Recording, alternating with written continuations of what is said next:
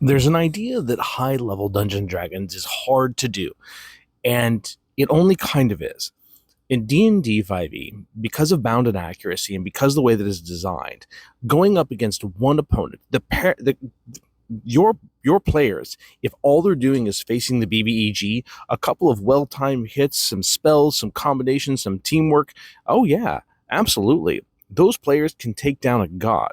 The problem is they can't take down an army. And that's really where you as a dungeon master have to get creative in how you handle groups of mobs. Because yes, your players can take down large groups of people by expending resources. And so that's the whole point of something being challenging, is that it expends resources. Or something has to have an astronomical amount of hit points to where the crazy stuff the players can do all of a sudden becomes mute and it takes them time. But then you want to keep your BBEG from just one-shotting the bad guys. And that comes from your bad guys have to be able to do the same stuff your players do. And then all of a sudden that feels kind of unfair.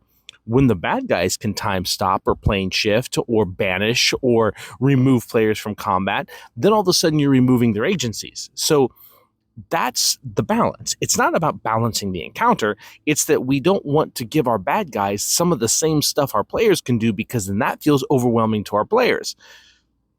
Well, that's kind of high level D&D. Being sent to another plane is something that your BBEG can do. If you've got 4, 5, 6, 19th level PCs going up against a demigod, it's going to be able to do some stuff. And as a dungeon master, you have to be willing to do that. And that's the weird part. Being able to just remove someone from combat, touch of death, command, dominate, all of those things, those high level spells that will remove the player or turn them against their party, are part of high level combat. And that's really the thing. Your characters and players have to be just as ready for what the bad guy can do to them, because their expectation is from low level combat. Remember, high level combat's not hard. You just have to be willing to hurt your players a little bit.